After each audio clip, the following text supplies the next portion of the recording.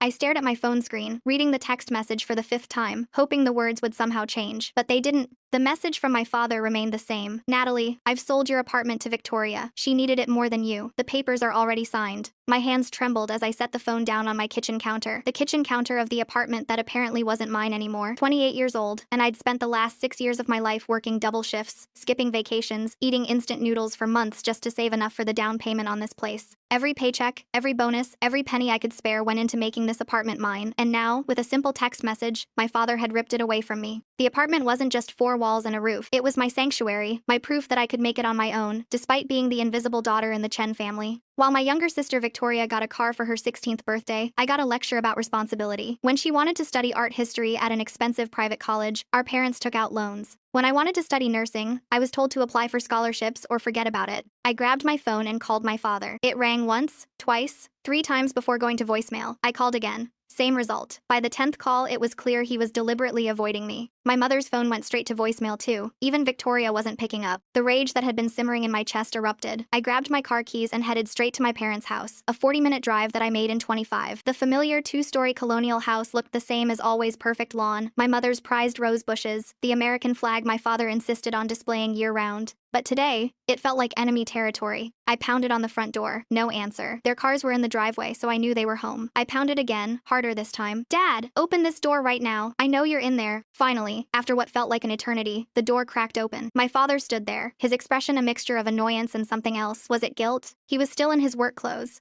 a crisp white shirt and dark slacks, looking every bit the successful accountant he prided himself on being. Natalie, calm down. You're making a scene, he said, glancing nervously at the neighbors' houses. Making a scene? You sold my apartment without even asking me, and you're worried about a scene? I pushed past him into the house. The living room was exactly as I remembered it. Family photos covering every surface, though I noticed most featured Victoria at various stages of her life. There were maybe 3 photos of me, all from when I was too young to remember. My mother appeared from the kitchen, wringing her hands in that nervous way she did whenever there was conflict. She'd always been the peacekeeper, the one who smoothed things over, but her peacekeeping usually meant I was the one making sacrifices. Natalie, sweetheart, please sit down. Let's discuss this calmly, she said, her voice barely above a whisper. Calmly? You want me to be calm about theft? I remained standing, my fists clenched at my sides. That apartment is in my name. I paid for it. Every single payment came from my bank account. How could you possibly sell it without my signature? My father straightened his shoulders, adopting that authoritative stance he used when he thought he was in the right. The apartment was a family investment. Your mother and I helped with the down payment. You gave me $5,000. $5,000 out of a $60,000 down payment. I paid the other $55,000 myself, and I have the bank statements to prove it. That's not the point, he said, waving his hand dismissively. Victoria and Marcus are trying to start a family. They need a proper home. You're single, you can rent somewhere smaller. There it was. The same old story. Victoria needed. Victoria wanted. Victoria deserved. It didn't matter that Victoria had never held a job for more than 6 months. It didn't matter that her husband Marcus was a failed entrepreneur who'd burned through his trust fund on one failed business venture after another. They needed, so I had to give. Where is she? I demanded. Where's Victoria? She's at the apartment. Her apartment now. They're moving in today. The words hit me like a physical blow. They were already moving into my home, my sanctuary, the place where I'd painted the walls myself, where I'd spent weekends installing shelves and organizing every corner exactly how I wanted it. How did you even do this? I asked, my voice breaking slightly. The deed is in my name. You can't just sell property that doesn't belong to you. My father shifted uncomfortably. You signed the papers last month. Don't you remember, when you came for dinner? I thought back to last month's family dinner. The only thing I remembered signing was a birthday card for my cousin. Unless, that stack of papers you said was for your client's tax documents, the ones you asked me to witness? He didn't answer, but the way he avoided my eyes told me everything I needed to know. You forged my signature. You committed fraud. The words came out in a whisper, but they echoed in the silent room like a shout. My mother gasped. Robert, you said Natalie agreed to this, so she hadn't known. At least there was that, but it didn't make me feel any better. I'm calling the police, I said, pulling out my phone. You wouldn't dare, my father said, but I heard the fear in his voice. I'm your father. Family doesn't do this to each other. Family? I laughed, but there was no humor in it. Family doesn't steal from each other. Family doesn't forge signatures. Family doesn't treat one daughter like a princess while treating the other like a servant. You're being dramatic, he said, but his face had gone pale. Victoria needed our help. She's always been more delicate, more sensitive. You're strong, Natalie. You've always been the strong one. No, I've always been the convenient one. The one who never complained when you missed my graduation because Victoria had a dance recital. The one who worked nights and weekends to pay for college while Victoria got a free ride.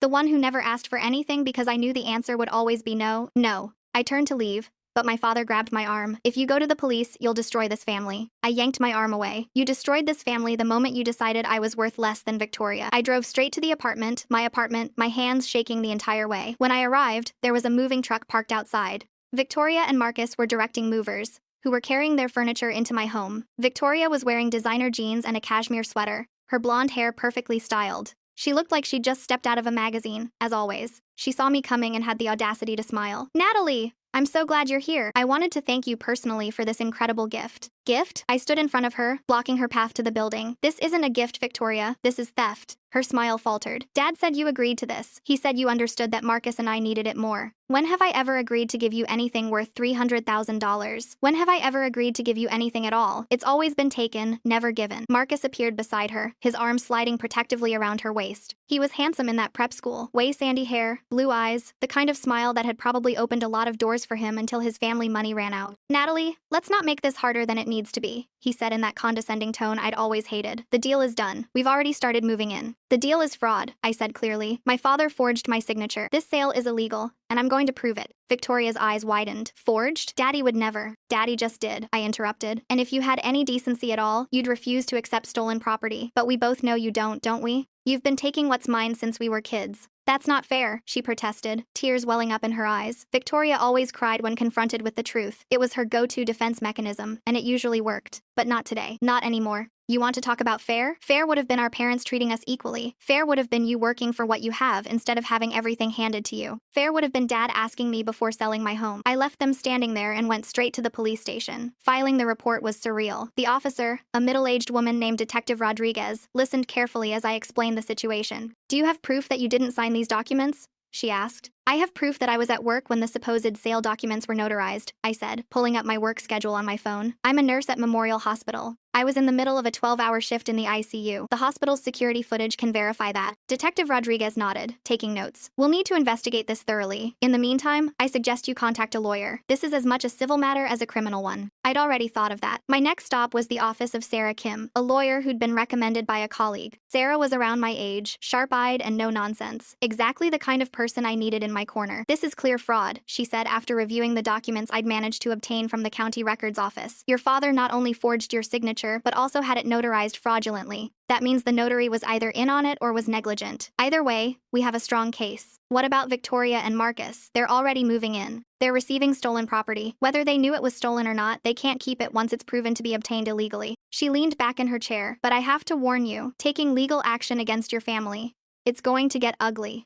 "It's already ugly," I said. "I just want my apartment back." That evening, I got a call from my mother. She was crying. "Natalie, please, your father is beside himself. Can't we work this out as a family?" "We could have worked it out as a family if he'd asked me first," I said. "But he didn't. He stole from me, Mom. And you want me to just accept it?" "He thought he was doing what was best for everyone. Victoria is pregnant." The news hit me like a punch to the gut. Of course she was. Victoria's timing had always been impeccable. "That doesn't give her the right to my home," I said quietly. "You're really going to make your pregnant sister homeless?" "I'm not making anyone homeless. She and Marcus can live in the same rental they've been living in for the past 2 years. Or better yet, they can move in with you and Dad, since he's so concerned about their welfare." "You know that's not possible. Your father's office is in the spare bedroom." "But it was possible for me to lose my home?" I hung up before she could answer. The next few days were a whirlwind of legal proceedings. Sarah filed an emergency injunction to stop Victoria and Marcus from moving in any further. The judge granted it, which meant they had to stop bringing in furniture but could stay temporarily until the matter was resolved. The investigation moved faster than I expected. Within a week, Detective Rodriguez had some interesting findings. "The notary who supposedly witnessed your signature is your father's golf buddy," she told me over the phone. "He's admitted that your father told him you'd already signed the documents and just needed them notarized. He never actually saw you sign anything." It was worse than I'd thought. My father had involved his friend in his scheme, making him an accomplice to fraud. But the real bombshell came when Sarah discovered something else entirely. "Natalie, I was reviewing your father's financial records as part of Discovery, and I found something odd. There are several loans taken out in your name that you might not know about." I sat in her office, staring at the documents she'd placed in front of me. 3 loans, totaling nearly $100,000, all taken out in the past 5 years, all with my forged signature. "What did he use them for?" I asked, though I was afraid I already knew the answer. Sarah pulled up more documents. Looking at the timing and amounts, they correspond with payments made to Victoria's college, a down payment on a failed business for Marcus, and what looks like a wedding reception venue. Victoria's fairy tale wedding 2 years ago. The one at the country club that must have cost at least $40,000. The one where I'd been relegated to a bridesmaid while Victoria's college friends were her maids of honor. I'd wondered how our parents had afforded it on Dad's income alone. Now I knew. They hadn't. I had. This is identity theft, Sarah said. This is serious federal crime territory. Your father could be looking at significant jail time. I felt numb. It was one thing to know my father favored Victoria. It was another to realize he'd been stealing from me for years, funding her lifestyle with my credit, my future. I need to confront him, I said. I don't advise that. Let the police handle it. But I couldn't. I needed to look him in the eye and ask him why. Why was I so worthless to him that he'd risk everything to give Victoria what she wanted? I drove to my parents' house that evening. This time, when I knocked, my father answered immediately. He looked older somehow, aged years in just a week. I know about the loans, I said without preamble. His face crumpled. For the first time in my life, I saw my father look genuinely afraid. Natalie, I can explain. Explain what? How you've been stealing from me for years. How you've been using my credit to fund Victoria's life. How you've been treating me like a bank account instead of a daughter. My mother appeared behind him, and from her shocked expression, it was clear she hadn't known about the loans either. Robert, what loans? What is she talking about? My father sank into his leather armchair, the one he'd always sat in when pronouncing family decisions like a king on his throne. Now he looked small, defeated. I was going to pay them back, he said quietly. My investments were supposed to mature this year. I would have paid everything back, and you never would have known. That doesn't make it right, I shouted. You stole my identity. You ruined my credit. Do you have any idea what this means for my future? I did it for the family, he said, and there was still a trace of that self-righteousness in his voice. Victoria needed help. She's not like you, Natalie. She can't just go out and make her own way. Because you never made her. I was crying now, years of frustration and hurt pouring out. You never expected anything from her. You never taught her to be independent. You crippled her with your favoritism, and you've been using me to pay for it.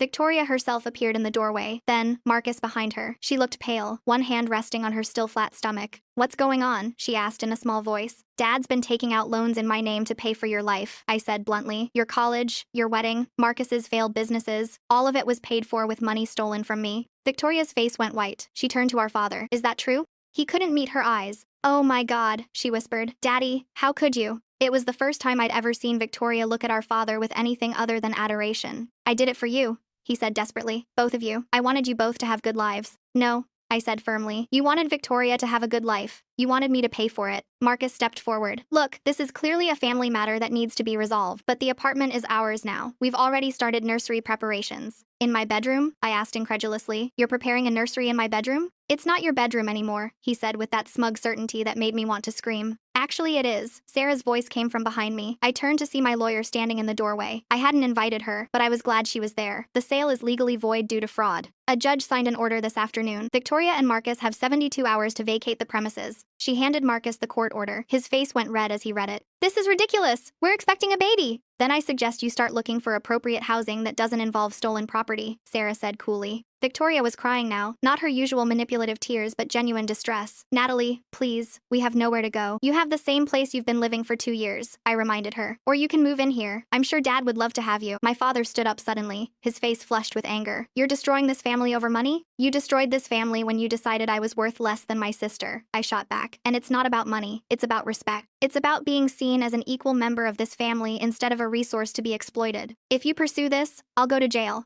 he said.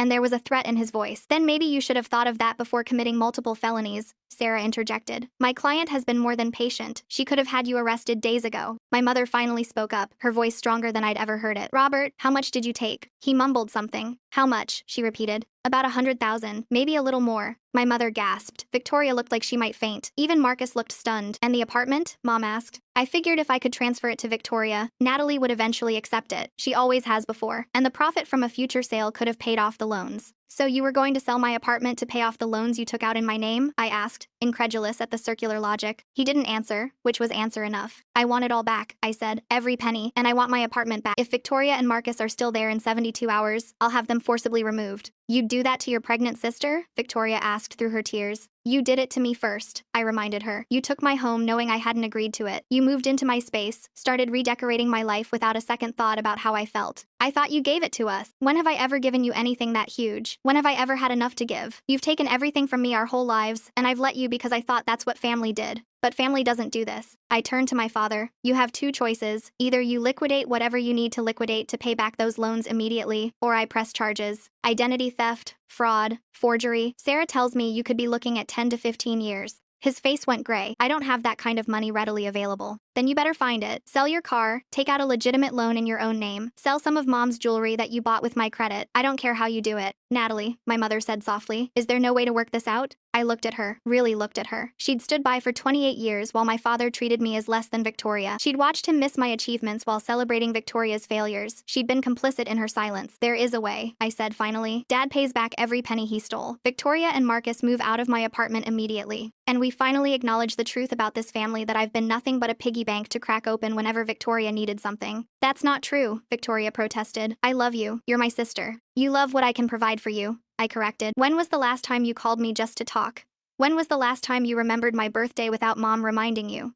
When did you ever, even once, stand up for me when dad was treating me unfairly? She opened her mouth, then closed it. We both knew the answer was never. The next 3 days were tense. I stayed in a hotel, paying for it with a credit card I'd thankfully never told my father about. Sarah called me regularly with updates. Victoria and Marcus had hired their own lawyer, trying to fight the eviction, but they had no legal ground to stand on. On the morning of the third day, I got a call from my mother. They're moving out, she said quietly. Your father has also managed to secure a loan to pay off the ones in your name. He'll have the money transferred by end of business today. Good, I said, though I felt no satisfaction, only exhaustion. Natalie, Victoria wants to talk to you. I have nothing to say to her. Please, she's very upset. She's upset? I laughed bitterly. I've been upset for 28 years. Tell her she can talk to me after she's spent a few years working double shifts to pay for things that were stolen from her. That afternoon, I went to my apartment with Sarah and a locksmith. Victoria and Marcus were just loading the last of their belongings into the moving truck. The nursery furniture they'd bought was being carried out of what had been my bedroom. Victoria approached me, her eyes red from crying. I didn't know about the loans, she said. I swear I didn't know. But you knew the apartment wasn't freely given,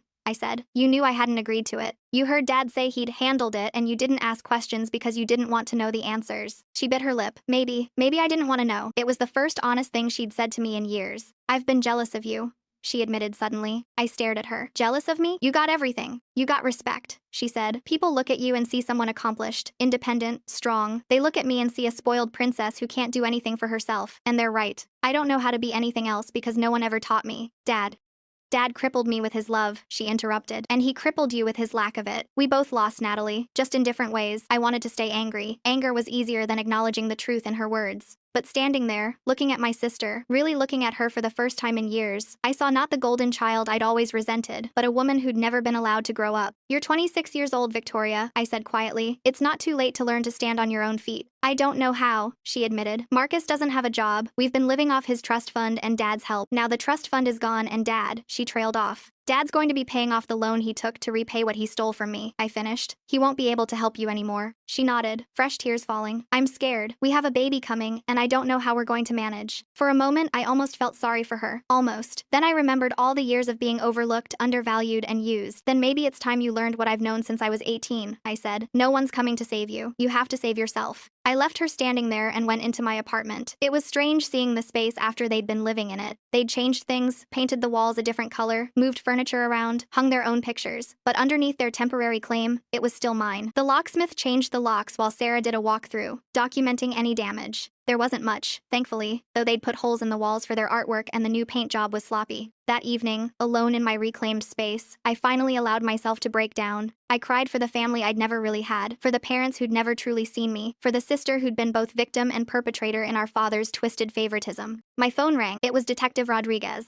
Miss Chen, I wanted to update you on the criminal investigation. The notary has agreed to testify against your father in exchange for a lesser charge. With that testimony and the evidence of the fraudulent loans, the DA is prepared to move forward with charges. I see, I said, though my voice sounded hollow even to me. You have the option to decline to press charges, she continued. But I should warn you that the identity theft is serious enough that the state might pursue it regardless. I thought about my father, probably sitting in his study, trying to figure out how to pay off the massive loan he'd had to take. I thought about my mother, who'd called me 6 times today, though I hadn't answered. I thought about Victoria, pregnant and finally facing reality. Can I have some time to think about it? Of course, but don't take too long. These cases are best prosecuted quickly. After she hung up, I sat in my living room, and tried to imagine my father in prison. Robert Chen, respected accountant, pillar of the community, in an orange jumpsuit. It should have felt like justice. Instead, it just felt sad. 2 weeks passed. The money my father owed me was transferred into my account, every penny accounted for. My credit had been repaired through Sarah's legal channels. The apartment was mine again, free and clear. I should have felt victorious. Instead, I felt empty. Then, on a Thursday evening, my mother showed up at my door. She looked older, tired, but there was something different about her, a straightness to her spine I'd never seen before. "May I come in?" she asked. I let her in, and we sat across from each other in my living room. She looked around, taking in the space. "I never came here before," she said. "In the 2 years you've owned this place, I never once visited." "You were never interested," I said simply. "No," she agreed. "I wasn't. I was too busy managing your father's obsession with Victoria, trying to keep the peace, to notice I was losing you." It was the most honest she'd been with me in years. "I've left him," she said suddenly. I nearly dropped my tea. "What?" "Not permanently. Not yet. But I'm staying with my sister while I figure things out. The loans, the forgery, the theft. It opened my eyes to who he really is, who I let him become, who I became by enabling him." "Mom,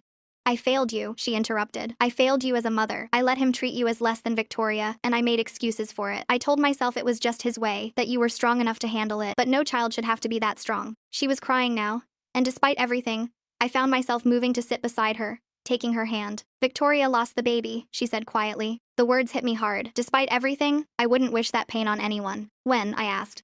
"Last week." The stress of everything. "The doctor said it happens sometimes in early pregnancy." She squeezed my hand. "She wanted me to tell you. She said she understands if you can't forgive her, but she wanted you to know." "How is she?" "Devastated, but also different. She's gotten a job, customer service at a department store. It's not much, but it's the first real job she's ever had. Marcus is looking too, though his pride is making it harder for him. And Dad? Your father is broken. The man who always had all the answers, who always knew best, has had to face what he's done. The DA offered him a plea deal, probation and community service if he pleads guilty to the lesser charges. His reputation is ruined, of course. His company has put him on indefinite leave. I should have felt vindicated. Instead, I just felt tired. "I'm not going to pursue the criminal charges," I said. "The civil case was enough. I have my apartment back, my money back, my life back. Sending him to prison won't undo the past 28 years. My mother started crying harder. "Thank you," she whispered. "I'm not doing it for him," I clarified. "I'm doing it for me. I don't want to carry this anger anymore. It's too heavy." We sat there for a while, two women who'd been shaped by the same man's choices, both trying to figure out how to move forward. "I'd like to try again," my mother said finally, "to have a real relationship with you. Without your father's influence, without the comparisons to Victoria, just you and me. I'd like that," I admitted. "But it's going to take time." "I have time," she said. 6 months later, I stood in my apartment, looking out at the city lights. My mother visited regularly now, and we were slowly building something real. Victoria had reached out a few times, tentative messages that I'd eventually responded to. We weren't close, might never be, but there was a possibility of something healthier in the future. My father had written me a letter, a real apology, pages long, acknowledging everything he'd done wrong. I hadn't responded yet. Maybe I never would, but I'd kept the letter. The apartment was fully mine now, not just legally but emotionally.